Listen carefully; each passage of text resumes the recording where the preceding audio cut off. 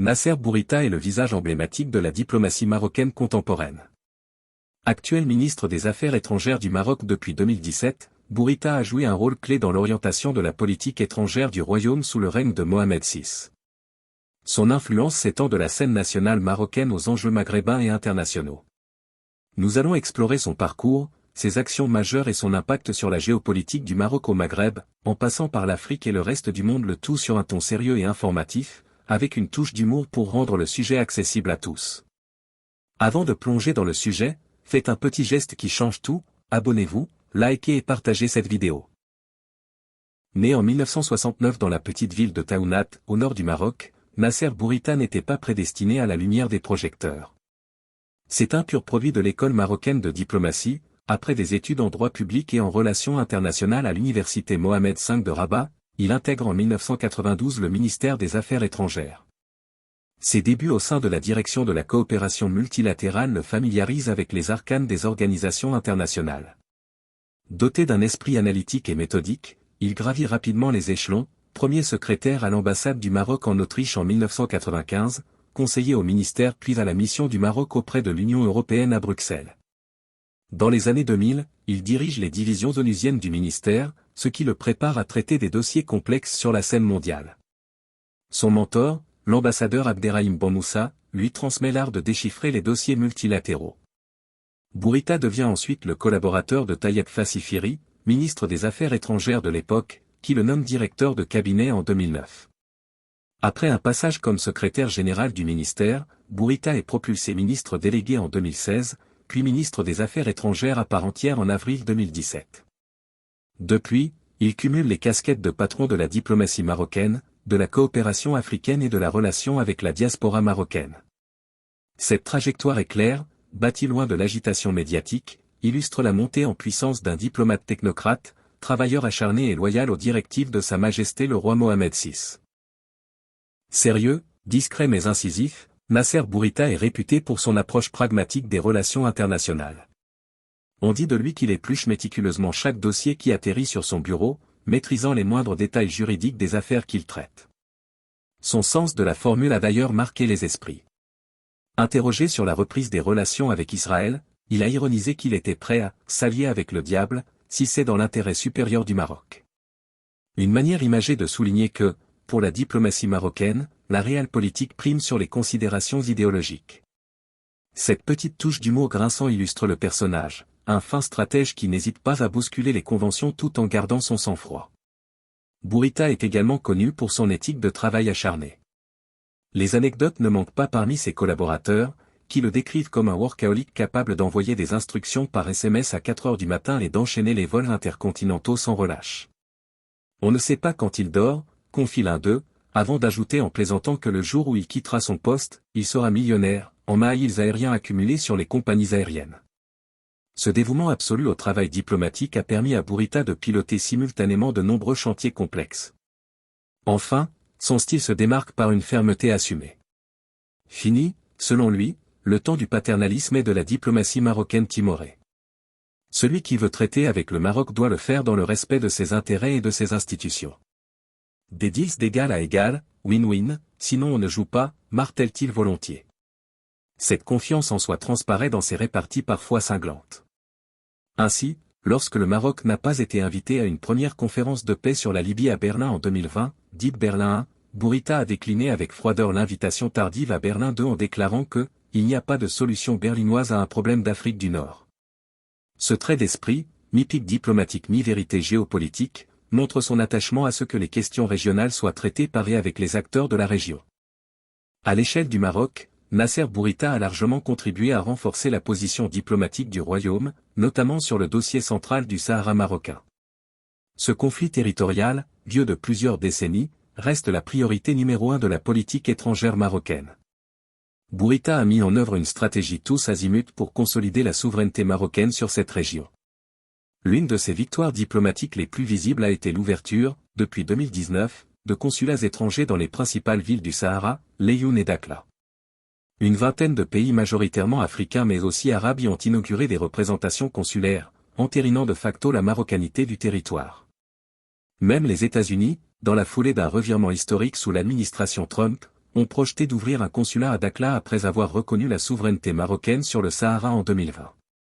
Cette cascade d'inauguration a valu à Bourita un surnom affectueux en interne, Moulay Mkès, littéralement « l'homme au ciseau » en dialecte marocain, en référence aux nombreux rubans qu'il a dû couper lors de ces cérémonies. Un sobriquet teinté d'humour qui symbolise bien un succès diplomatique concret sur le terrain. C'est également sous la houlette de Bourita que le Maroc a pu réaliser un coup de maître diplomatique fin 2020, l'accord tripartite Maroc-États-Unis-Israël. Nasser Bourita est considéré comme le principal artisan de la normalisation entre le Maroc et Israël. En décembre 2020, il représente le Maroc lors de la signature d'une déclaration conjointe trilatérale à Rabat aux côtés de Jared Kushner pour les États-Unis et de Meir Ben Shabba pour Israël. Ce deal historique, encouragé par Washington, prévoit la reprise des relations officielles avec Israël gelées depuis 2000 en échange de la reconnaissance par les États-Unis de la souveraineté marocaine sur le Sahara occidental. La manœuvre est audacieuse et hautement symbolique. Sur le plan intérieur, elle a été présentée comme une avancée majeure pour l'intégrité territoriale du Maroc. Sur le plan international, elle a fait du royaume le quatrième pays arabe cette année-là à normaliser avec Israël dans le cadre des accords d'Abraham. Bourita a néanmoins pris soin de souligner que cette décision s'inscrivait dans une continuité, rappelant que les relations maroco-israéliennes étaient officieusement actives depuis des années et qu'il s'agissait en somme de « reformaliser » une réalité préexistante. Cela vise à rassurer l'opinion marocaine sur le fait que le pays n'abandonne pas pour autant son soutien à la cause palestinienne, équilibre délicat que la diplomatie marocaine s'efforce de maintenir. En outre, Nasser Bourita a piloté une redéfinition du rôle du Maroc en Afrique. Dès 2016, alors qu'il était ministre délégué, il participe activement au processus de retour du Maroc au sein de l'Union africaine après 33 ans d'absence. Il partage l'avis du roi Mohamed VI que le Maroc doit réintégrer sa famille institutionnelle africaine, pour y défendre plus efficacement ses intérêts, notamment sur le Sahara. Bourita a comparé la diplomatie à l'agriculture en soulignant qu'il faut cueillir le fruit au bon moment, ni avant ni après, estimant qu'en 2016 à 2017, la maturité politique du continent rendait possible ce retour marocain. Effectivement, en janvier 2017, le Maroc réintègre l'Union africaine. Depuis lors, sous la conduite de Bourita, le Maroc s'emploie à y jouer un rôle actif. En février 2022, le Royaume a même été élu pour un nouveau mandat de 3 ans au Conseil de paix et de sécurité de l'Union africaine, malgré les manœuvres d'opposition de l'Algérie et de ses alliés, ce que Rabat a salué comme une marque de confiance de ses pairs africains envers la diplomatie marocaine. Cette présence marocaine dans les cercles décisionnels africains témoigne de la volonté de Bourita de renforcer l'ancrage africain du Maroc, volontiers résumé par le slogan « Le Maroc est chez lui en Afrique ». Sur le plan économique et du développement, Bourita a également soutenu la stratégie du Maroc consistant à se positionner en partenaire de référence pour l'Afrique.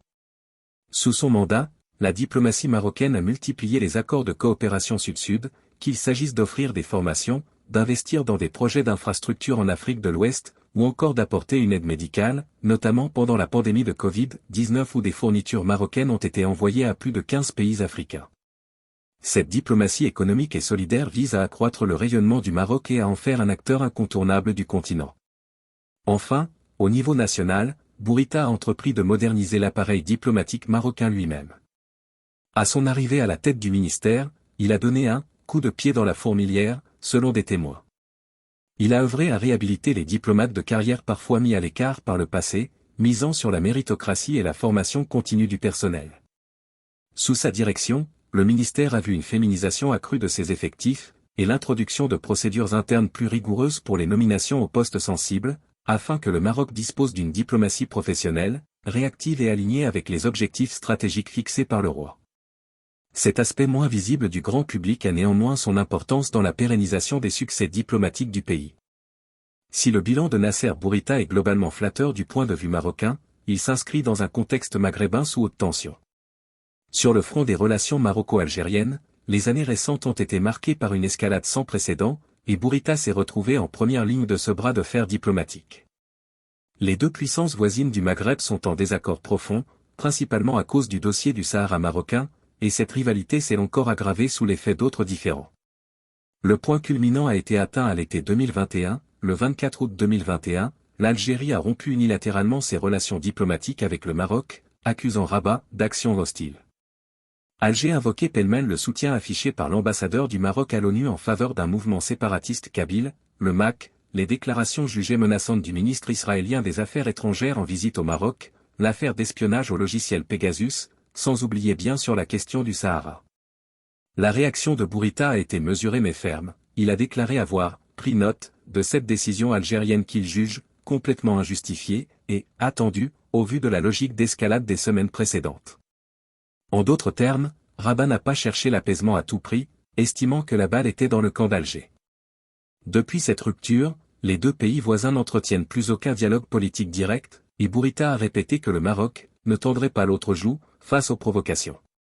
La crise a eu de lourdes conséquences régionales, la fermeture de l'espace aérien algérien aux avions marocains, l'arrêt du gazoduc Maghreb-Europe transitant par le Maroc, et une surveillance accrue de la frontière terrestre fermée de longue date.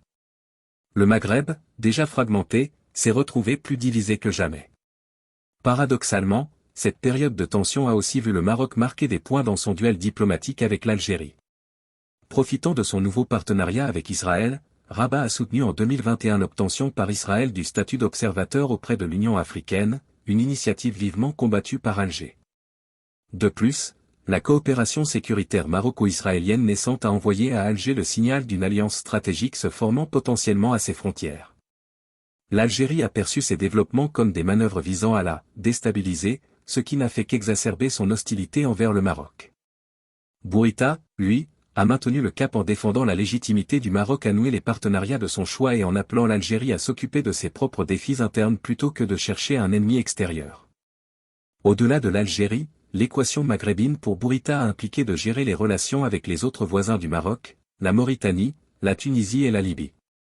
Avec la Mauritanie, on observe un réchauffement progressif, Nouakchott est resté officiellement neutre sur la question du Sahara marocain, et Bourita a veillé à entretenir un dialogue amical, misant sur les liens économiques et la sécurité au Sahel pour consolider la confiance. La Mauritanie, de son côté, semble apprécier le rôle modéré du Maroc et s'est abstenue de soutenir les positions algériennes trop agressives, ce qui convient à Rabat. En Tunisie, en revanche, une brouille inattendue est survenue en 2022. Le président tunisien Kais Saïd a invité avec les honneurs le chef du Polisario, le mouvement indépendantiste du Sahara marocain, à un sommet économique Japon-Afrique, TICAD, à Tunis. Considérant cela comme un affront grave à son intégrité territoriale, le Maroc avec l'aval de Bourita a rappelé son ambassadeur à Tunis en signe de protestation et boycotté le sommet. Bourita a déclaré que la position du Maroc vis-à-vis de cet acte inacceptable restait inchangée malgré les justifications tunisiennes. Depuis septembre 2022, l'ambassadeur du Maroc n'a toujours pas repris son poste à Tunis, signe que la confiance est ébréchée et que Bourita campe sur une ligne dure pour dissuader d'autres pays maghrébins de flirter avec la reconnaissance du Polisario. Cette tension maroco-tunisienne, inédite depuis des décennies, ajoute une couche de complexité à la géopolitique maghrébine, déjà plombée par la querelle majeure avec Alger. Quant à la Libye, Nasser Bourita a cherché au contraire à y jouer un rôle constructif. Le Maroc s'est positionné de longue date comme médiateur dans la crise libyenne, rappelons l'accord de Skira signé au Maroc en 2015. Sous Bourita, Rabat a accueilli de nouvelles séries de pourparlers entre factions libyennes, notamment à Bouznika et Tanger en 2020. Il a toujours plaidé pour une solution libyenne par les Libyens et pour les Libyens, loin des interférences étrangères. Lorsque certaines puissances ont voulu monopoliser le processus de paix, comme la conférence de Berlin évoquée précédemment, Bourita n'a pas hésité à critiquer ces approches, estimant que le Maroc, pays voisin du champ de crise nord-africain, devait être pleinement associé aux efforts de résolution. Son implication dans le dossier libyen a été bien perçue par la communauté internationale, positionnant le Maroc comme un facilitateur de dialogue crédible au Maghreb, en contraste avec l'antagonisme Maroc-Algérie sur d'autres sujets. En somme, sur le plan maghrébin, l'impact de Bourita est ambivalent. D'un côté, il a contribué à isoler diplomatiquement le Front Polisario en gagnant le soutien, ou la neutralité bienveillante, de la plupart des pays de la région à l'exception notable de l'Algérie. De l'autre, la polarisation Rabat-Alger s'est accentuée, conduisant à un gel complet de l'Union du Maghreb arabe. Sous son mandat, l'idée d'une intégration maghrébine s'est éloignée, remplacée par un face-à-face tendu entre deux visions opposées. Bourita incarne ici la doctrine marocaine de fermeté, pas de concession sur la première cause nationale, le Sahara, quitte à sacrifier la chimère d'un grand Maghreb uni pour le moment. Sa gestion du voisinage immédiat illustre donc un pari risqué mais assumé, celui de privilégier les intérêts stratégiques du Maroc même si cela aggrave la fragmentation régionale à court terme. Sur la scène internationale élargie, Nasser Bourita a projeté l'influence marocaine bien au-delà des frontières régionales, en jouant sur plusieurs tableaux diplomatiques à la fois. Sous sa conduite, le Maroc a consolidé des partenariats stratégiques avec les grandes puissances tout en affirmant davantage sa souveraineté dans ses choix diplomatiques. Avec les États-Unis, la relation déjà étroite s'est renforcée lors du fameux accord de 2020. Bourita a capitalisé sur le statut d'allié majeur non OTAN du Maroc et la confiance de l'administration américaine. La relation entre le Maroc et les États-Unis s'est encore renforcée ces dernières années. Le 8 avril 2025, le département d'État américain a réaffirmé sa reconnaissance de la souveraineté marocaine sur le Sahara occidental, qualifiant le plan d'autonomie de « seul cadre sérieux, crédible et réaliste » pour une solution juste et durable. Le 2 août 2025, Donald Trump, redevenu une voix influente, a lui aussi confirmé publiquement ce soutien, réitérant que l'autonomie marocaine reste la seule issue viable. Cette continuité, indépendamment des changements d'administration à Washington, constitue un atout majeur pour Nasser Bourita, qui a multiplié les déplacements à Washington en 2022, 2023 et 2025 afin de consolider ce partenariat stratégique. Les discussions ont porté sur la sécurité, la coopération militaire et le développement économique, inscrivant la relation maroco-américaine dans une perspective de long terme. L'Europe demeure un pilier stratégique de la diplomatie marocaine conduite par Nasser Bourita, même si certaines relations ont connu des turbulences. Avec la France, les dernières années ont été marquées par des tensions ponctuelles, restrictions de visa en 2021, désaccords d'agenda, sensibilité accrue aux critiques européennes sur les droits de l'homme qui ont refroidi le climat bilatéral. Cependant, un tournant majeur est survenu en juillet 2024, lorsque Paris a officiellement reconnu que « le présent et l'avenir du Sahara occidental relèvent du cadre de la souveraineté marocaine », qualifiant le plan d'autonomie de 2007 de « seule base, crédible et durable pour une solution politique ». Ce geste, salué comme une victoire diplomatique majeure à Rabat, a été suivi en octobre 2024 par la signature d'accords d'investissement franco-marocains de près de 10 milliards d'euros, incluant des projets dans les provinces du Sud, notamment à Dakhla. Cette position assumée a provoqué la colère d'Alger, qui a rappelé son ambassadeur à Paris. Avec l'Espagne, la trajectoire a été tout aussi spectaculaire. Après une crise diplomatique en 2021, causée par l'accueil du leader du Polisario Brahim Ghali et un afflux migratoire à Ceuta en guise de riposte marocaine, Madrid a opéré en mars 2022 un virage historique en soutenant officiellement le plan d'autonomie marocain comme la base la plus sérieuse, réaliste et crédible, d'une solution. Ce rapprochement s'est confirmé et amplifié en avril 2025, lors de la visite de Bourita à Madrid, où il a parlé du « meilleur moment historique » des relations bilatérales. La coopération s'est intensifiée dans les domaines migratoires, économiques et sécuritaires. Bourita a également souligné que 22 États membres sur 27 de l'Union européenne soutiennent désormais le plan marocain, signe d'un consensus européen croissant. Lors d'une conférence de presse conjointe, il a glissé une remarque adressée aux partisans du référendum d'indépendance. Il est facile de parler d'un référendum depuis Madrid ou Stockholm, mais nous sommes sur le terrain et comprenons les complexités de la réalité. Une formule qui résume bien son mélange de fermeté et de pédagogie pour rallier les partenaires européens à la position marocaine. Cependant, tout n'a pas été rose avec l'Europe. En 2023, le Parlement européen a adopté une résolution critiquant la situation des droits de l'homme et de la liberté de la presse au Maroc, citant notamment le cas de journalistes emprisonnés. Bourita a dénoncé une ingérence et un manque de respect de la souveraineté marocaine, y voyant la main de rivaux du Maroc en sous-main. Cette passe d'armes s'inscrit dans un contexte où le Maroc a été éclaboussé par un scandale de corruption présumé au sein du Parlement européen, affaire dite Maroc-Gate, liée au plus vaste Qatar-Gate. Des enquêtes en Belgique ont soupçonné depuis fin 2022 que des représentants marocains auraient cherché à acheter des influences auprès de certains eurodéputés.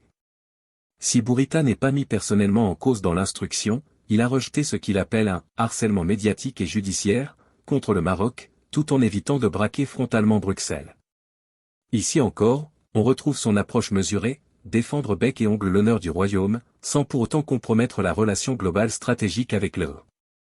En effet, sur les questions migratoires, antiterroristes et économiques, le Maroc reste un partenaire clé et Bourita s'est joué de cette carte pour maintenir le dialogue avec les Européens malgré les sujets qui fâchent.